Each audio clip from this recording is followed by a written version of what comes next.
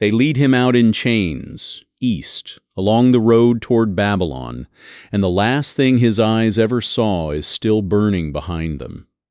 His name is Zedekiah, and he was a king. Not a good one. History won't be kind to him. But a king. The last man in Judah to wear that crown before it disappeared from Jerusalem for 2,500 years. Before this road. Before the chains.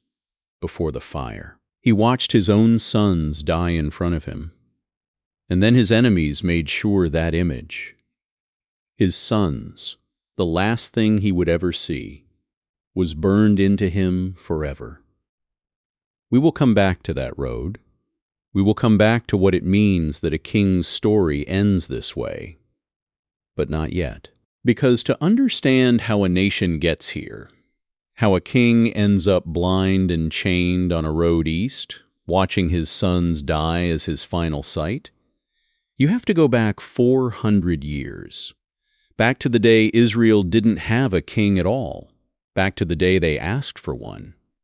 You need to understand something about that request, because it changes everything that follows. Israel didn't need a king. They had a God who led them, judged them, fought for them, and had brought them out of slavery in Egypt with signs no other nation had ever seen. But you know what it is to want what everyone else has? You know what it is to look at the nations around you, organized, crowned, impressive, and decide that what you have isn't enough. That's what Israel did. They came to the prophet Samuel, an old man by then, watching his own sons fail as judges after him, and they said, "Give us a king, like all the other nations." And God said something to Samuel that most people skip past. He said, "They have not rejected you, they have rejected me, that I should not reign over them." That's the wound underneath every king that follows. Not that kingship itself was evil, but that it was born, in Israel's case, out of a rejection, a trade. They traded a king they couldn't see for one they could. This is not a story about crowns. This is not a story about a bloodline you can skim past in a genealogy nobody reads aloud. This is not a list of names attached to a list of years. This is a story about what happens every single time a human being is handed real power in this world, and what it costs them, their families, and everyone underneath them when they forget who gave it to them. Here's what most people miss about the kings of Israel and Judah. It isn't a list, it's a pattern. The same pattern, again and again, with different names attached. A man is given the crown. For a while, it looks like it might go right. And then, somewhere in that story, there's a moment. Small, private, often nobody else even sees it happen, where the king starts serving the crown instead of the crown serving God's people. And from that moment, you can watch the cost accumulate. Every time. No exceptions. Stay with me, because by the end of this, you'll never read the word king in your Bible the same way again. The Hebrew word for king is melek. It's a small word, one syllable when you say it, melch. But it's the word Israel begged Samuel for, and it's the word that changes everything from this point forward. And the first man to wear it is not who you'd expect. His name is Saul, from the tribe of Benjamin, the smallest tribe, the one everyone else looked past. And when Samuel goes looking for him, on God's instruction, Saul is out chasing his father's donkeys that wandered off. That's it. That's the errand he's on when his life turns into legend. He's so unremarkable in his own eyes that when Samuel first tells him he's about to be king, Saul answers with a question. Am I not a Benjamite? From the smallest tribe? From the least family in that tribe? Why are you saying this to me? Samuel anoints him anyway, in private, oil poured over his head, and tells him things are about to change. And Saul, tall, striking, The kind of man other men naturally look up to, literally, because Scripture says he stood a head above everyone else, becomes Israel's first king. For a while, it goes right. Saul leads. Saul wins battles, rescuing a besieged city called Jabesh-Gilead in his first real test as king, uniting tribes that had never fought together under one banner before. There's a moment early on where you can see exactly what Israel hoped for when they asked for a king in the first place. Protection, order, a face to rally behind. But here's the part nobody tells you about Saul. His fall doesn't come from one dramatic sin. It comes from a series of small refusals to wait. Before a critical battle, Samuel tells him to wait 7 days for him to arrive and offer a sacrifice. Saul waits 6. On the 7th day, with his own soldiers scattering around him in fear and Samuel nowhere in sight, Saul takes the sacrifice into his own hands. Just as he finishes, Samuel arrives, and Saul's excuse comes tumbling out.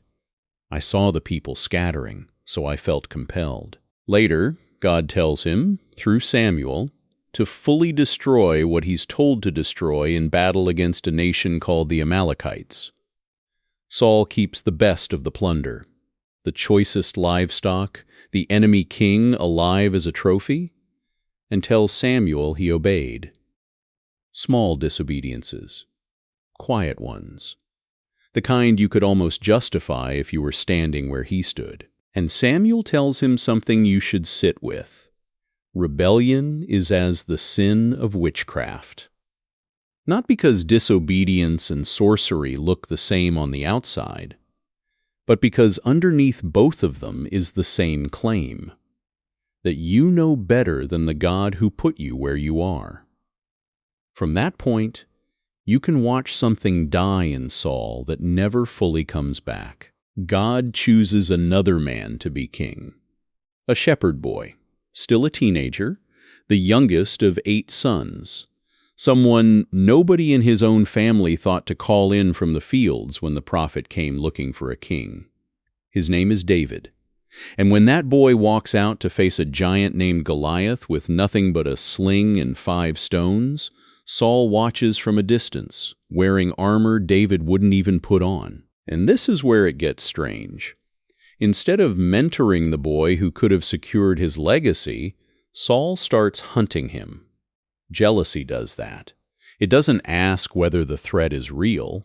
It just needs a target. The women of Israel sing a song after David's victories. Saul has slain his thousands, David his tens of thousands. And something in Saul breaks at those words. For years, not days, Saul chases David through caves and wilderness, a king spending his strength trying to kill the very thing that might have saved his kingdom. Twice, David has the chance to kill Saul while he sleeps, defenseless, and twice David refuses, saying he won't lift his hand against the Lord's anointed. A mercy Saul never once shows him in return. By the end, Saul is a man haunted by what he became. The night before his final battle, desperate and abandoned by the God he stopped listening to, he does something the law forbade him to do.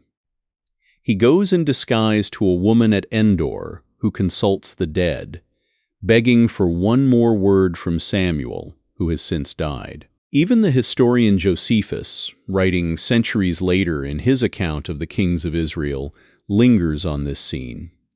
A king so hollowed out he'll break his own laws, chasing a whisper from a man he wouldn't listen to when he was alive. The next day, Saul dies on Mount Gilboa. Wounded in battle, his sons already dead beside him, surrounded, he falls on his own sword rather than be captured. The man chosen for his height, anointed in private with such promise, ends his story alone on a hillside, undone not by an enemy army, but by every small refusal to wait that came before it. This is not a story about one bad decision. This is not a story about one battle lost. This is not even really a story about jealousy. This is a story about what happens when a king decides, one small compromise at a time, that he answers to no one. Pay attention to this, because it's the thread running under everything else in this video. Saul wasn't uniquely wicked. He was a man who got power and slowly stopped answering to the one who gave it. You're about to watch that same pattern play out in king after king, some of them far more beloved than Saul ever was. If you're seeing that pattern too, hit subscribe, because we trace this pattern all the way through the fall of the kingdom, and where it points at the very end will surprise you. Now watch what happens next, because the next king is the one most people think got it right. David is the king everyone loves to remember, and for good reason. He kills a giant as a teenager with a sling and a stone, walking toward an armored soldier twice his size while carrying nothing but a shepherd's staff and the memory of fighting off lions and bears to protect his father's flock. He writes songs that are still sung today, 3,000 years later, in languages he never heard of, by people on continents he never knew existed. He's called, by God's own words, a man after God's own heart. And for a long stretch of his reign, you can see why. He unites the 12 tribes. He captures Jerusalem and makes it his capital. He brings the Ark of the Covenant home with such raw, undignified joy that he dances in the streets in front of everyone, not caring how it looks. But here's what most people miss about David's story. The worst thing he ever didn't happen on a battlefield. It happened on a rooftop, at a time of year when kings were supposed to be out leading their armies. Scripture is almost embarrassingly specific about this. It says it was the time when kings go out to battle, and David stayed home. That detail matters. He was somewhere he wasn't supposed to be, doing nothing he was supposed to be doing, when he looked down from his roof and saw a woman named Bathsheba bathing. He sent for her anyway. He took her anyway. And when she became pregnant, he arranged to have her husband, a loyal soldier named Uriah, one of David's own elite warriors, a man so faithful he refused to enjoy the comfort of his own home while his fellow soldiers were still camped in the field. Placed at the front line and then abandoned there, so the man would die and the whole thing could be covered up. A prophet named Nathan comes to David afterward and tells him a story about a rich man with vast flocks who steals a poor man's only lamb, the one animal the poor man raised like a daughter, to feed a guest rather than take from his own abundance. And David, the king, the poet, the man after God's own heart, is furious at the injustice in the story before he realizes Nathan is describing him. And Nathan says 4 words that will follow David for the rest of his life. The sword shall never depart from your house. Stay with me, because this is where the pattern from Saul's story comes back, but heavier. Saul's disobedience cost him his own kingdom. David's disobedience costs him his children.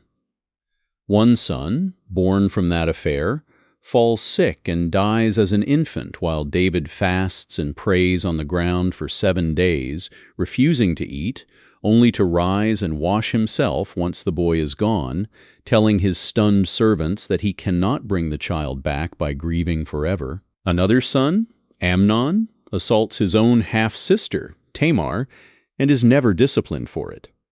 A third son, Absalom, waits 2 silent years and then avenges her by killing Amnon. And then, years later, leads an open rebellion against his own father, driving David out of Jerusalem in humiliation, barefoot and weeping as he climbs the Mount of Olives. When the rebellion finally collapses and Absalom is killed against David's direct orders to spare him, caught by his own hair in the branches of an oak tree, David doesn't celebrate the victory. He climbs to a chamber over the gate and weeps, saying the same 5 words over and over, "O Absalom, my son, my son." A king, at the height of his power, undone by grief for the child that same power helped destroy. This is not a story about David's talent. This is not a story about a rooftop and a moment of weakness. This is a story about how the cost of a king's sin never stays with the king alone. It runs downhill, into the family, into the next generation, into the whole nation watching. And this is where his son Solomon enters. The child of that same Bathsheba, born after the child of the affair dies, raised in a household already marked by everything that came before him. Solomon starts well, better than well. Early in his reign, God appears to him in a dream at a place called Gibeon and offers him anything he wants. Solomon doesn't ask for wealth. He doesn't ask for a long life or victory over his enemies. He asks for an understanding heart so he can judge God's people rightly, admitting openly that he feels like a child who doesn't know how to go out or come in, given a task far bigger than he is. And God is so pleased with that request that he gives Solomon wisdom beyond anyone before or since. And the wealth and honor he didn't ask for, on top of it. Under Solomon, Israel reaches a height it will never see again. He builds the temple in Jerusalem, the physical house for the presence of God that his father David wanted to build but wasn't allowed to, using cedar from Lebanon and gold in such quantity that silver becomes as common as stone in Jerusalem during his reign. Foreign leaders travel great distances just to hear him speak. The Queen of Sheba comes with a caravan of spices and gold and leaves, saying the reports she'd heard didn't even cover half of it. But here's the part nobody tells you about Solomon. Scripture says he had 700 wives and 300 concubines, numbers so large they're almost impossible to picture. And many of these marriages were political alliances with foreign nations, sealed the way ancient kings sealed alliances, through marriage rather than paperwork. Each one came with foreign gods attached, and the text says plainly, as Solomon grew old, his wives turned away his heart after other gods. The wisest man who ever lived built altars, in the hills just outside his own capital city, to gods like Chemosh and Molech that weren't the one who gave him that wisdom in the first place. Hold that thought, because it's the hinge the entire rest of this story swings on. The kingdom that looked strongest, under the wisest king it ever had, was already rotting from the inside before Solomon's own son took the throne. Solomon's son is named Rehoboam, and he inherits a kingdom that looks unshakable and is already cracking underneath him. When the people come to him asking for relief from the heavy labor and taxes his father imposed to fund all that building and glory, the older men who'd advise Solomon tell Rehoboam something simple. Be a servant to this people today, speak good words to them, and they will be your servants forever. He ignores them. He listens instead to the young men he grew up with, who tell him to answer harshly, to tell the people that if his father disciplined them with whips, he will discipline them with scorpions. And with that single arrogant sentence, 10 of the 12 tribes of Israel tear away from the house of David, crying out, "To your tents, O Israel," as they abandon Jerusalem and its king entirely. The United Kingdom Saul began, David expanded, and Solomon, crowned in glory, splits into two. Israel in the north, Judah in the south. And it never reunites.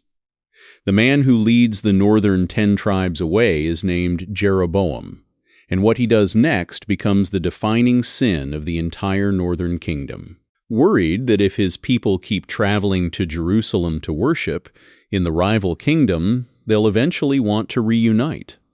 Under David's line, Jeroboam builds 2 golden calves, one at Bethel, one at Dan, at the 2 opposite ends of his territory, and tells his people, "These are the gods who brought them out of Egypt." It's the golden calf at Sinai all over again. Except this time, it's not a moment of panic in the wilderness. It's a deliberate policy built by a king to keep his own throne secure. From that point forward, the northern kingdom of Israel never has a single good king, not one.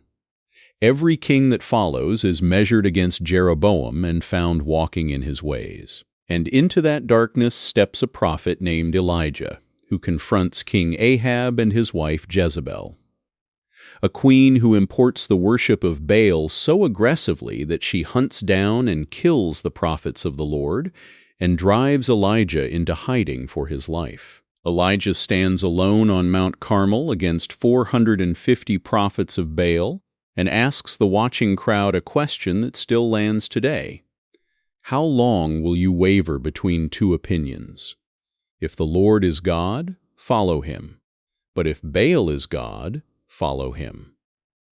Fire falls from heaven onto Elijah's altar, soaked in water 3 times over so no one can claim a trick. It's a flash of hope inside a long slide toward ruin.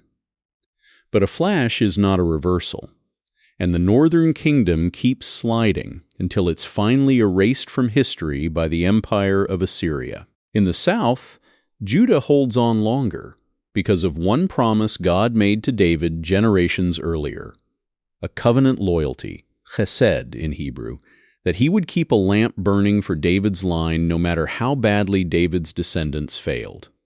And every so often, a king rises in Judah who reminds you what the crown was supposed to look like. One of them is Josiah, who becomes king at 8 years old, a child ruling a broken nation after his father is assassinated by his own servants.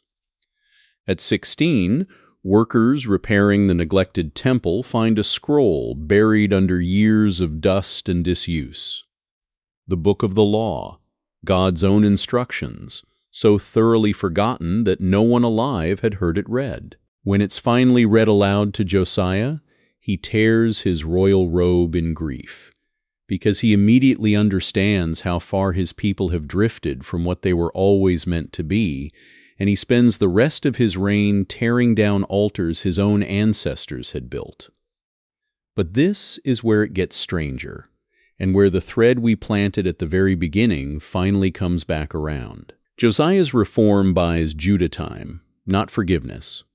The kings after him undo almost everything. He rebuilds, one after another, sliding back into the same idolatry the golden calves started centuries earlier. The Babylonian Empire rises, conquers Jerusalem, and installs a final puppet king over what's left of Judah, a man named Zedekiah. Remember him. He's the one you met at the very start of this video, on the road east, in chains. Zedekiah rebels against Babylon, trusting in promises of help from Egypt that never arrive, and Babylon crushes Jerusalem for it after a siege so severe the city starves from the inside before its walls are even breached. The city falls, and before they lead Zedekiah away, the Babylonian soldiers force him to watch his own sons executed in front of him. The last kings of David's line, dying before their father's eyes. And then, so that image is the very last thing Zedekiah will ever see, they blind him. You can imagine a parent handing car keys to a teenager for the first time. That particular terror of giving someone real power you can never fully take back, hoping they carry it the way you taught them to. Now imagine handing an entire nation the same kind of power, generation after generation, hoping each new king carries it faithfully, and watching, again and again, how quickly it can be misused. That's what God did every single time a new king took the throne of Israel or Judah. And Zedekiah, blind, chained, watching the last image of his sons burned into eyes that will never see again, is where that 400-year experiment in human kingship ends. Here's one more thing before we close, because it matters more than any single king's story on its own. Every one of these men, Saul, David, Solomon, Rehoboam, Jeroboam, Josiah, Zedekiah, carried a title in Hebrew that meant more than king, mashiach, Anointed One, the same root word behind the name Messiah. Every king who took that throne was meant to be a small picture, a shadow, of a king still to come, one who wouldn't fail the way every single one of them failed. So here's what all of this actually means for you. First, power reveals what obedience was hiding. Saul looked faithful until he was tested by real authority. David looked devoted until real authority gave him real opportunity. Every king in this story started with promise. What separated the ones who lasted from the ones who didn't wasn't talent or wisdom or even how they started. It was whether they kept answering to someone above the crown. Second, the cost of unchecked power never stays contained to the person holding it. Saul's disobedience cost a nation its first king. David's cost him his own children. Solomon's cost the kingdom its unity within one generation of his death. Whatever crown you're wearing right now, a title at work, authority over your own household, control over your own choices, what you do with it never stays private. It runs downhill to the people underneath you. And third, the one I want you to sit with the longest. God kept his promise to David's line even when every single king broke faith with him. That covenant loyalty, that chesed, didn't depend on the kings deserving it. It depended on God keeping his word. And centuries after Zedekiah is led away in chains, blind, watching his sons die as the last thing he ever sees, a different king is born from that same bloodline in a town called Bethlehem, one who wears a crown made of thorns instead of gold and pays the cost himself instead of passing it downhill to everyone underneath him. Which king in this story hit you the hardest? Saul's slow unraveling, David's grief over Absalom, or Zedekiah on that road east? Tell me below. Because in the end, this was never really a story about crowns. It was a story about every human being who was ever handed real power, and the one king who finally didn't waste it.